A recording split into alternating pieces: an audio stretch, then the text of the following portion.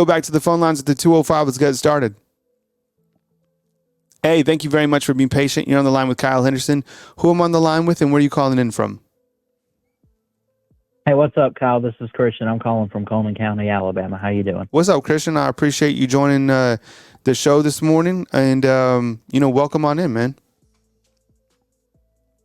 Yeah, obviously Alabama coming off a bye week. I think it's really good. Good time to rest up, get prepared. What you also got to see is LSU is also off their bye week. So you have both of these teams with one where an offense has been good all year long with Jaden Daniels, and you have one that's gotten better each week with Jalen Milroe, of course, for us here at Alabama. I think the key matchup, though, when you look at it, the secondary on the receivers, more specifically, I'm going to go to LSU's Malik Nabers. I'm going to go to Alabama's secondary, and I'm going to say either Terrion Arnold or Caleb Downs on him, the top target for LSU. If you can cover him, you take away the passing game. They have a couple guys out there. I know they have Mason Taylor, who beat us last year, Kyron Lacey, Brian Thomas. I know they got a couple guys at LSU, but Malik Nabers has been that guy, and you got to shut him down. And then, obviously, the pass rush. I mean, I've noticed at times our offensive line for Alabama has been suspect. So is LSU's. Take advantage of opportunities to get to the quarterback, and you have a chance to win this game. And I'll also say this, as far as the playoff, if Alabama doesn't win the SEC, they're out. I mean, that's just a given. And the only way they're not going to get there is if they start dropping SEC games like this one. And I would also say this, don't ever sleep on the Iron Bowl at Jordan-Hare. I know Auburn has struggled this year. They're limping to a bowl game or trying to get there.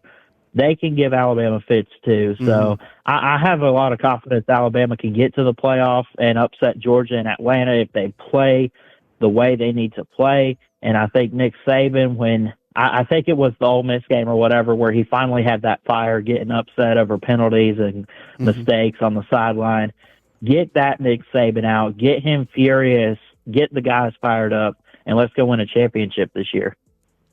When you look to, and I know you kind of touched on this in your opening, and I appreciate you calling in, Christian, from Cullman. Josh is in the house saying Coleman's in the house. So we have some listeners from all over. It's amazing. So, Josh is listening from Fort Worth. So people from all over the country, really. But we appreciate you calling in this morning, Christian. Other X factors, maybe on the offensive side for Alabama. I mean, I've been kind of harping on the fact early this morning that running the football seems to be effective against this LSU team, even though kind of the game notes are that LSU is missing some corners. The fact of the matter is LSU hasn't been able to stop the run game, and Alabama's run game, even though it hasn't been overly overpowering, it's still been effective in my opinion. And I think that Jace, Roydell, Jam, even, some Justice Haynes, Coach Saban said maybe in the future there'd be some more opportunities for him. Do you think that, any of the running backs are on your X factors list, or is there someone else from the offensive side?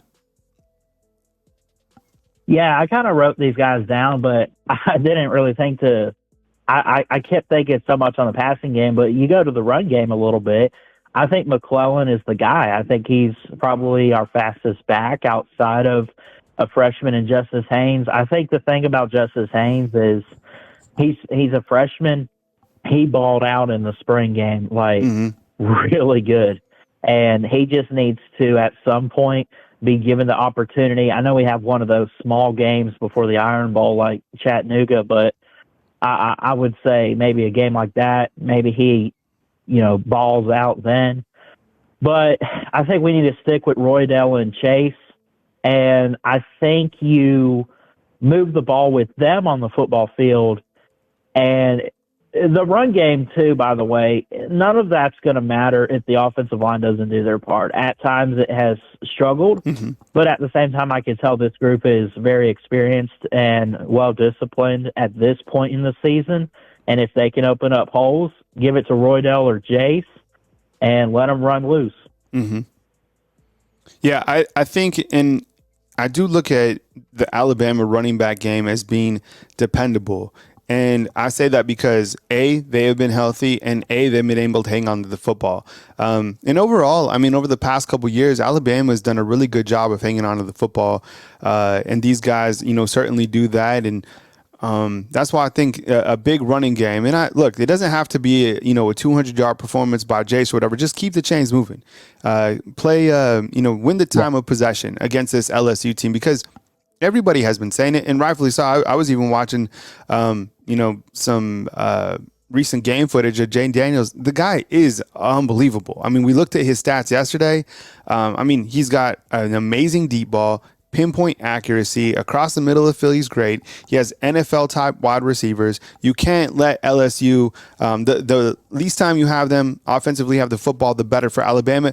And that's not to say that Alabama's defense isn't ready for that, because look, they have been challenged. We've been talking about all season. They already faced Texas. They already faced Ole Miss. They already faced Texas A&M. That Tennessee team was a lot better than I thought they were. Those wide receivers were really good for Tennessee, and they came in with a good game plan. So Brian Kelly is coming in, with a mantra that, this is another staple win for him. And I think far out, LSU still thinks that they have some sort of opportunity, because if they win this game, they think that things could go well for them in the West, and they beat Alabama last year. They're coming in with, I know they're on the defensive side, they don't have a lot of momentum, but the offensive side, I think they feel they can compete with anybody. I was asking, Mike, and for the viewers today, should strength of schedule matter? And how do you look at that? Because you have Michigan, who hasn't really played anybody. Same thing with Georgia. I don't think you can live off wins against Auburn and Kentucky at this point, or even a Florida. We know that the schedules, for Florida State have been light, besides that win against, LSU way back when. What do you think about schedule strength, and what do you think about Alabama's schedule so far? Has it been one of the tougher schedules among these top 8, these top 10 teams that we're now kind of laser focusing in? Yeah, I think that it has been kind of tough at times. I mean, you look at the Arkansas game a couple weeks ago, but you look at what they've been able to pull off. I understand they were at home, but they have beaten 2 ranked teams. They beat Ole Miss, who was the top 15 team when they played, which, by the way, if anyone sits there and says, well, look at what they did after you beat them, they fell off the map, that's not on Alabama. They beat them when they were ranked. At the time, they can't control what the team does after the game. So Ole Miss is sitting there. They got to win 24-10. Ole Miss has 1 loss. Okay, well, Alabama has the head-to-head there. As long as Alabama doesn't drop another game before the SEC title, I'll tell you what, they're going to win out. They'll only have the Texas loss, and they just got to go beat Georgia. And that's easier said than done based on what Georgia's been able to do this year and the issues that the Crimson Tide have had. But strength of schedule, should it matter? I think it should, because I think you play these tough opponents, you play these ranked teams week in and week out almost, and if you can prove that you can go on the road and get a big win, if you can prove that you can get a big win at home, if you can upset or play competitive and play better than people think against the bigger teams, I mean, doesn't that show championship quality? I mean, I think so. So I think for Alabama, they have the wins, but also, I feel like that Texas loss, it's the only loss, and people got to remember that. I feel like it's in the background right now, because, I mean, look what they've done since then. They just got to be careful going forward. They got the LSU game this week. They go to Kroger Field to play the Wildcats. Chattanooga, I mean, that's obvious. But also be careful. I know they're struggling, but you never take that Iron Bowl of Jordan Hare lightly. So Alabama's got to be careful, but I think they have plenty of good wins so far this season. Yeah, I think so too. And someone just pointed out inside the comment box that Ole Miss, they're number 11 as we speak. So that is a good win. The thing about Alabama's schedule is I think it has been a challenging schedule. With that said, and I said this at the beginning of the season, all of their marquee games, for the most part, outside of that one against Auburn, they're at home, right? You had Texas at home, you had Ole Miss at home, you had Tennessee at home, you had Arkansas at home, you had LSU at home. And that's a good thing for Alabama because of this team still trying to find itself during those games. And, now you look to this game against LSU, how big of is it an advantage for Alabama to have that home field advantage? And I know specifically at 6:45 p.m., Alabama still with that game on their mind, from a year ago. And what could have been if they were able to be just a one-loss team instead of a two-loss team. You look at them being in the playoffs, honestly.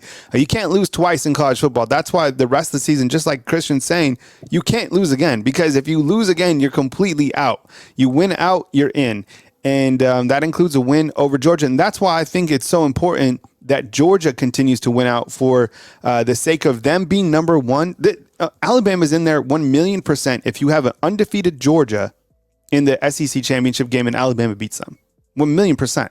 There would be zero chance, and Georgia would have probably a say to be in the playoffs as well. Right? They would be like, okay, we lost one game over the last whatever.